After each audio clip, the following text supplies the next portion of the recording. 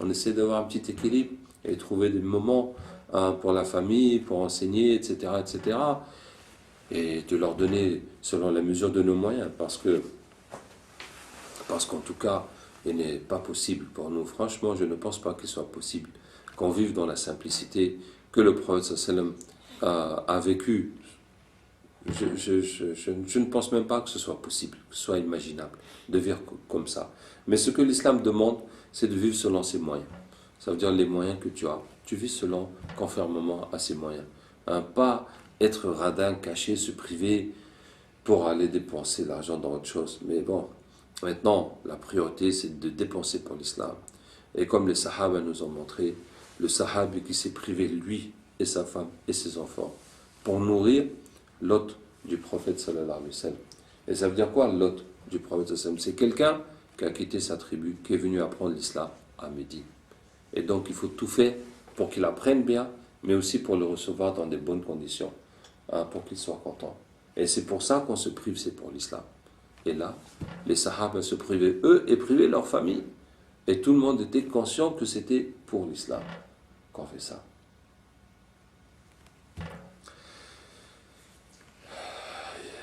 L'enseignement dans les maisons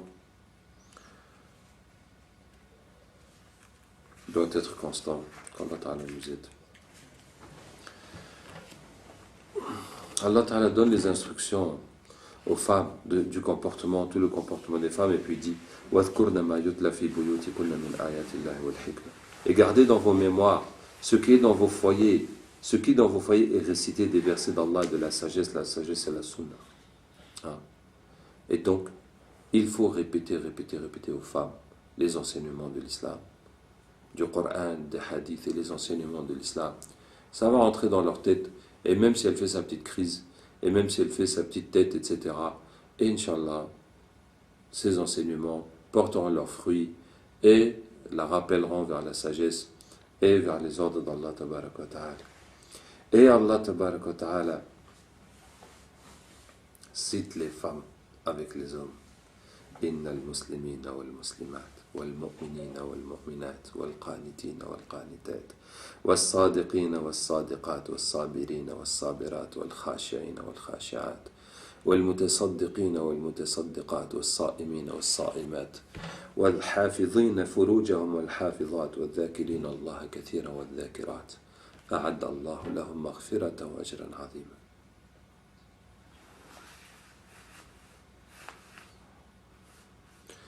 Voilà les objectifs des qualités des croyants et des croyantes. Et cette umma que le prophète sallam a construit, hommes et femmes.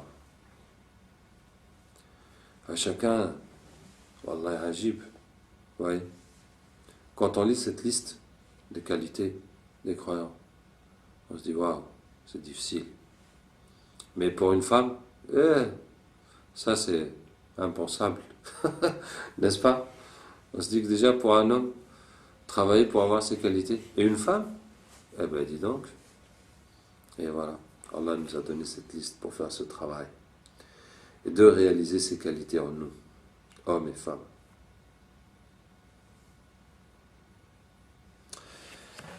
Masha'Allah, Masha'Allah. Qu'est-ce que je vais dire? Ces qualités des hommes et des femmes. Je vais revenir sur le prophète sallallahu alayhi wa sallam et son comportement envers les femmes. Il y a quelque chose dans cette sourate sur le lien du prophète sallallahu alayhi wa sallam avec ses épouses qui est un peu flou. Parce qu'il y a eu nasr wa mansour. Il y a eu des ordres et des ordres qui ont été annulés.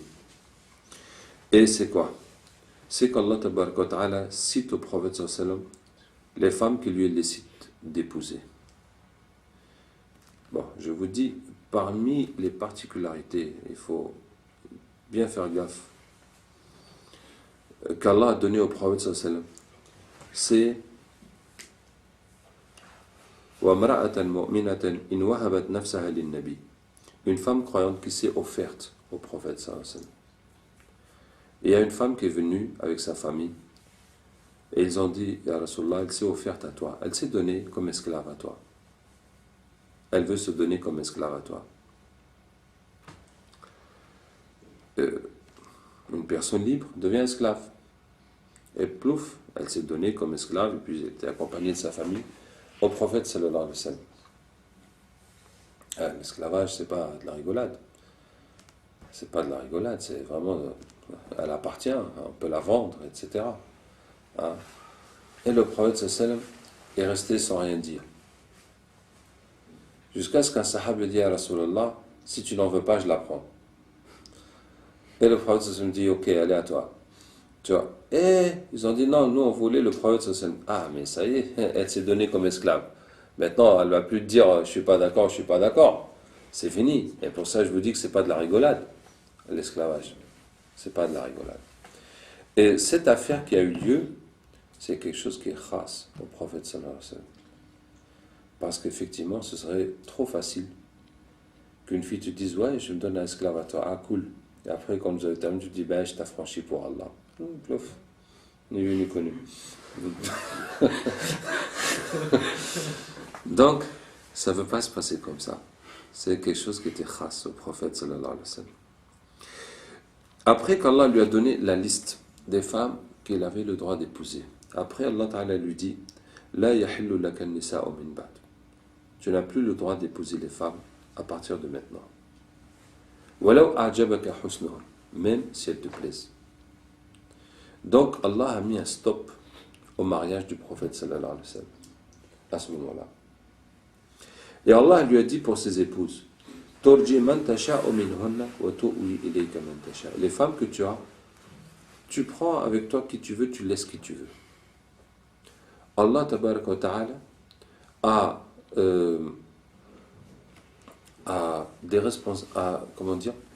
déchargé le prophète sallallahu alayhi wa sallam du devoir d'équité envers ses épouses. Donc il dit, tu peux rester avec qui tu veux, tu l'oublies, tu la laisses, tu délaisses, tu restes, tu fais comme tu veux avec tes épouses. Hein? Mais malgré ça, le prophète sallallahu alayhi wa sallam a continué à respecter le partage entre ses épouses. Pour que toutes les épouses sachent que il fait ça par son akhlaq, par son comportement, par sa douceur. Même si dans son cœur, il aurait préféré passer plus de temps avec tel qu'avec tel, notamment avec Aïcha radhiyallahu anha. Et justement, une de ses épouses était vieille, si je ne me trompe pas, c'était Salama radhiyallahu anha. Et elle a senti que le prophète sallallahu alayhi wa sallam n'était plus intéressé par elle. Et puis, depuis le moment qu'il l'avait épousée, elle était déjà vieille, donc là, je ne sais plus quel âge elle avait atteint. En tout cas, bon, elle a senti que le prophète sallallahu alayhi wa sallam n'était plus intéressé par elle. Elle a dit à Rasulallah, si tu veux, je vais offrir ma nuit à Aïcha. Et elle lui dit, vraiment, tu acceptes? Elle lui dit, j'accepte sans problème, de bon cœur. Et il lui a prié pour qu'Allah la bénisse. Et donc, Aïcha avait 2 nuits, puisque l'autre lui avait donné sa nuit, et chaque femme avait une nuit. Vous voyez? Et elle a accepté que le prophète ne passe plus la nuit avec elle, mais qu'elle reste son épouse. Et puis voilà, ce sera pour le paradis, où là, toutes les femmes vont revenir jeunes, et tout le monde va pas être à égalité, parce que la préférée est toujours la préférée. Hein? Et donc, pour montrer le comportement du prophète et sa douceur, que voilà, ses épouses sont là. Et Allah lui dit explicitement que tu fais comme tu veux. Mais il va sacrifier sa propre envie, son propre bonheur, si on peut dire, hein, pour mettre à l'aise ses épouses et ne pas créer de différence entre elles. Vous voyez? Et comme ça, toutes ses épouses, Allah a fait aussi pour qu'elles sachent que le prophète le fait, mais il n'est pas obligé de le faire. Il le fait juste parce qu'il est comme ça. Il est comme ça. Hein? Il est tellement bon, il est tellement doux, il ne veut pas offenser ou blesser qui que ce soit. Et donc il continue à le faire. Wa salam wa barakatuh.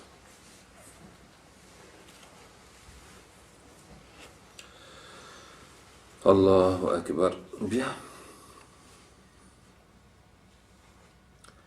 C'est là que nous arrivons Inna Allah wa malaikatahu yusalluna ala nabi. Ya ayyuhalladhina amanu sallu alayhi wa sallimu taslima. Allah et ses anges prient sur le prophète sallallahu alayhi wa sallam. Ô vous qui avez cru, prier sur lui et saluer. En tout cas,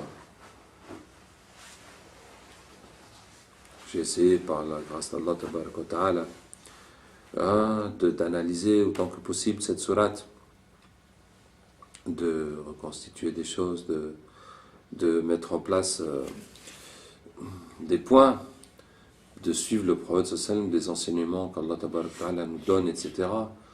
Bien sûr, ce n'est pas exhaustif et ce n'est pas le dernier mot.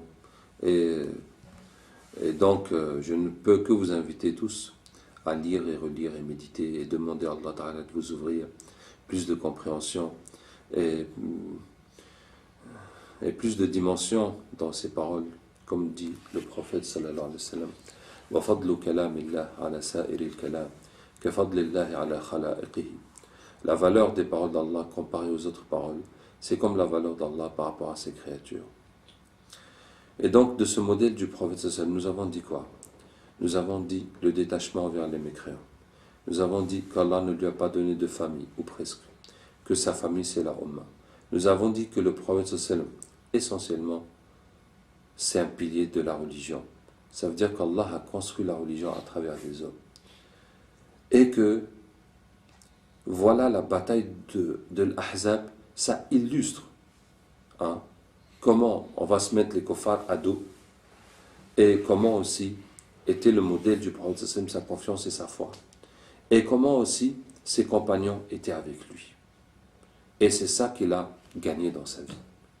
Les musulmans qui se sont convertis à l'islam et dans les vies desquelles l'islam s'est réalisé et s'est manifesté.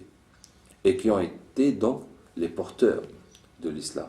C'est ça ce qu'il a réalisé de sa vie. C'est les musulmans. Dont Allah dit parmi les croyants il y a des hommes qui ont respecté leur engagement, leur parole avec Allah tabaraka wa ta'ala. Ensuite, nous avons cité un autre aspect du prophète sallallahu alayhi wa sallam, qui est le zuhd, se désintéresser de la dunya.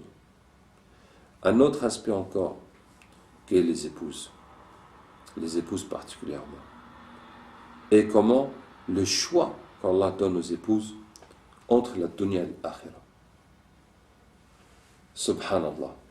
Alors que vraiment, chacun peut se dire, mais pourquoi on travaille pour l'au-delà? On peut prendre un petit peu de dunya, se mettre un peu à l'aise quand même. Non.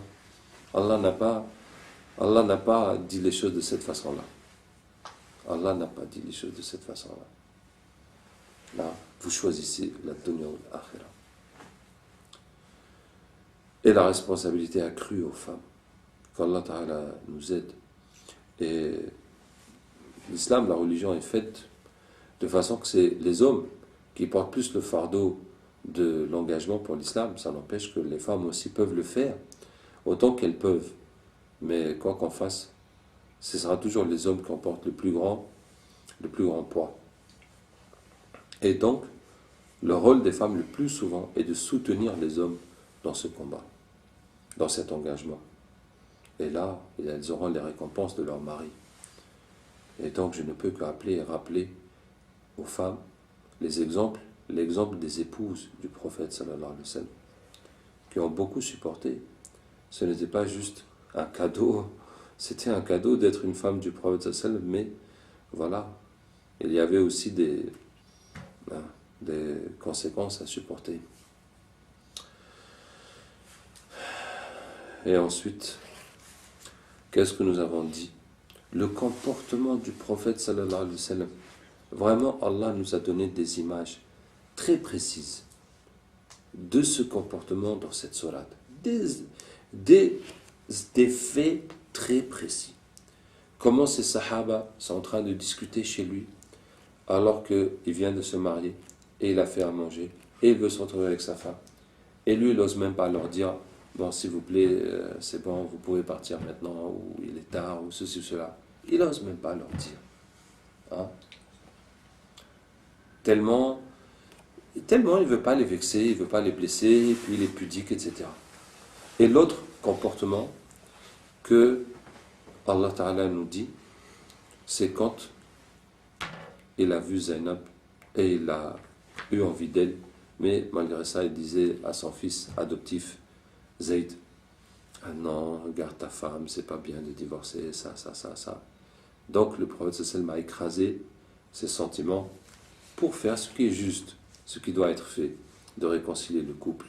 Mais là, Allah lui dit, et tu as peur des gens, quand on dise, mais quoi, il lui a dit de la divorcer pour la prendre, qu'est-ce que ça veut dire, etc. Non. Donc voici deux exemples très précis du comportement du prophète sallam. Le troisième encore, c'est avec ses épouses, malgré le fait que Allah lui dit que tu es déchargé de l'obligation de partager entre tes épouses, et Allah lui interdit de prendre d'autres épouses, il lui dit, mais celle que tu as, tu fais comme tu veux, mets-toi à l'aise. Mais malgré ça, le prophète sallam a voulu de lui-même garder le partage, et pour ne pas les attrister, pour ne pas que certaines se sentent moins aimées, etc., etc. Par contre, la préférence pour Aïcha, tout le monde la connaissait. Et quand le prophète sallam était malade, à la fin de ses jours, on le transportait de maison en maison. Et chaque soir, il disait, c'est la maison de qui ce soir, c'est la maison de qui ce soir. Et les femmes ont compris. Elles ont dit, mais tu veux aller chez Aïcha? Elle dit oui. Il dit, on accepte que tu restes chez Aïcha. Et le prophète sallam dit, vous êtes toutes d'accord? Ils ont dit, on est toutes d'accord. Et là, toutes les épouses du prophète sallam ont sacrifié leur dernier jour avec le prophète sallam pour qu'il soit avec Aïcha. Et donc, je ne sais pas combien de jours il a fait chez Aïcha avant de mourir, sallallahu alayhi wa sallam. En tout cas, c'était les derniers jours. Donc, après tout ça, Allah nous dit qu'Allah et ses anges prient sur le prophète, sallallahu alayhi wa sallam. Et bien entendu, leur prière sur le prophète, sallallahu alayhi wa sallam, c'est la rahma d'Allah. Prie sur lui, la prière émanant d'Allah est miséricorde. Celle des anges et des hommes est invocation de bénédiction d'Allah par la formule Allahumma salli. Donc quand Allah prie sur le prophète sallam, il lui donne sa miséricorde. Et quand nous autres prions sur le prophète sallam, c'est pour demander à Allah de lui donner sa miséricorde. Masha'Allah. Comme a dit le prophète sallam, je cherche le hadith, mais les gens les plus rapprochés de lui, Yawm al-Qiyamah, sont ceux qui vont le plus prier sur lui. En tout cas, voilà, la prière sur le prophète sallam est un moyen de se rapprocher de lui et de se rapprocher d'Allah tabarak wa ta'ala, dont nous devons essayer de bénéficier. Après ça est venu l'ordre du voile. L'ordre du voile, Ya ayyuhan nabiy qul li azwajika wa banatika wa nisa'il mu'minin. Ô prophète, dis à tes épouses, à tes filles et aux femmes des croyants de ramener sur elles leur grand voile. Elles en seront plus vite reconnues et éviteront d'être offensées. Et bon, comme vous savez, c'est venu suite à la bataille de Bani al-Mustalaq. Donc il y a le verset dans Surat al-Ahzab et le verset dans Surat al-Nur qui sont descendus vers la même période. Et Omar disait que il faudrait qu'Allah Ta'ala fasse quelque chose parce que les gens rentrent chez le prophète sallam et voient ses épouses et ce n'est pas bien. Et c'était comme ça. Puisqu'il y avait une seule chambre, donc quand les gens rentrent, ils voient que ce soit Aïcha, que ce soit les autres épouses. Et c'est pour ça que la bataille de Banu al-Mustalaq, quand Aïcha est venue avec sa foi parce qu'elle a été laissée derrière, tout le monde l'a reconnue. Et d'où la polémique, en tout cas la calomnie, est sortie. Et donc voilà, Allah Ta'ala a ordonné le voile. Hein. Et particulièrement pour les femmes du prophète sallallahu alayhi wa sallam, Allah a dit waqarna fi buyutikum. Restez dans vos maisons. Particulièrement pour elles. Bien, je vais passer, on arrive à la fin. Allah Ta'ala parle des mécréants qui vont en enfer. Et puis, Allah Ta'ala nous dit la responsabilité. Comme je vous ai dit, c'est le premier des 5 événements qui se sont passés avant avant notre descente sur terre dans le monde des âmes. Bon, je voudrais finir avec juste un verset qui est un très beau verset, un des grands versets dans le Coran. Ya ayyuhalladhina amanu taqullaha wa qulu qawlan sadida. Ô vous qui croyez, craignez Allah, soyez pieux envers Allah et parlez avec droiture. Dites une parole droite. Yuslih lakum a'malakum wa yaghfir lakum dhunubakum. Afin qu'il améliore vos actions et vous pardonne vos péchés. Wa man yuti'i Allaha wa rasulahu faqad faza fawzan 'azima. Quiconque obéit à Allah et à son messager obtient certes une grande réussite. Alors, il y a dans ce verset un petit raccourci pour atteindre la droiture, la piété, le pardon, l'obéissance d'Allah et du prophète sallallahu et la grande réussite. Et c'est quoi? Et c'est de dire une parole droite. Regardez ce qu'Allah dit. Ittaqullaha wa qulu qawlan sadida. Craignez Allah et dites une parole droite. Yuslih lakum a'malakum. Allah corrigera vos actions. Donc vous voyez, Allah nous a donné un petit raccourci, si tu comprends la subtilité de la parole. Rends ta parole droite. Allah rendra tes actions droites. Vous voyez? Donc c'est un conseil vraiment que je me donne à moi-même et à nous tous, de faire l'effort sur sa langue pour ne dire que du bien, pour ne dire que la vérité, et pour le dire quand il faut le dire, pour ne pas aussi se taire quand il faut dire du bien. Ça aussi, ça fait partie de l'effort. Ce n'est pas juste de se taire. Le moment qu'il faut dire la vérité, il faut la dire aussi. Le moment qu'il faut prêcher, qu'il faut faire la dawa, il faut le dire, il faut rappeler.